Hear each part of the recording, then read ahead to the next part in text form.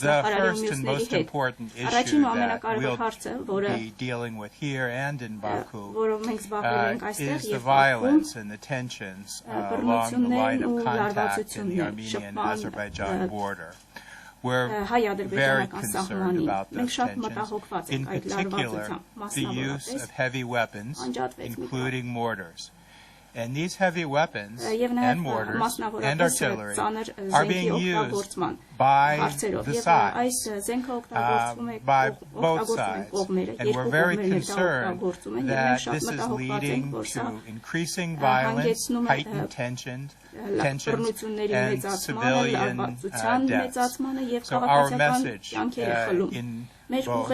Baku and in Yerevan will be to respect the ceasefire and to reduce tensions. It's only with that reduction in tensions that I believe we can be successful as mediators in bringing a successful conclusion to this war that I think will benefit the people of the entire region. The second reason we're here, of course, is in our role as mediators to talk about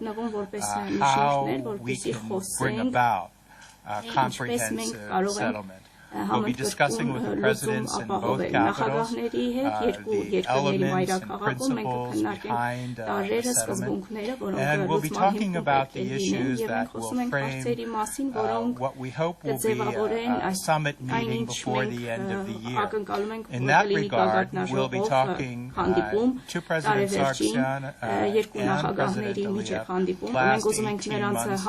presidents have met 4 times, specifically նախագահների միջև 4 անգամ հանդիպում է եղել, խոսել են տարրերի ու սկզբունքների մասին, Լեռնային Ղարաբաղի հակամարտության կարգավորման մասով, եւ սա կարեւոր է։ Սակայն նայեք, սա բարդ հարց է։ Նույնիսկ լավագույն հանգամանքների պարագայում եւ քաղաքական կամքի պարագայում նախագահները հանդիպում են 1 ժամով կամ 2 ժամով մի քանի ամիսը մեկ, սա բավարար չէ։ Անցած տարի շվեյցարացիները առաջարկեցին, որ համակարգված բանակցություններ լինեն։ Մենք այժմ բացենք,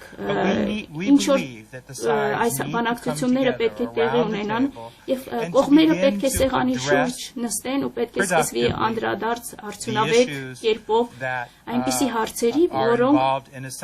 առնչվում են լուծման հետ։ Մենք չենք ակնկալում,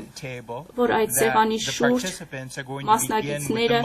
պետք է սկսեն հենց ամենադժվար հարցերից, բայց կան բազմաթիվ ուղղություններ, որոնց շուրջ կողմերը արդեն համաձայնություն ունեն։ Ինչու ենք չենք սկսում այդ ոլորտներից, ինչու չենք վարում այնպիսի բանակցություններ, որոնք շատ այլ հակամարտությունների դեպքում լինում են։ Ինչու Հայաստանը եւ Ադրբեջանը չպետք է ընդունեին շվեյցարացիների այդ առաջարկը բանակցությունների վերաբերյալ։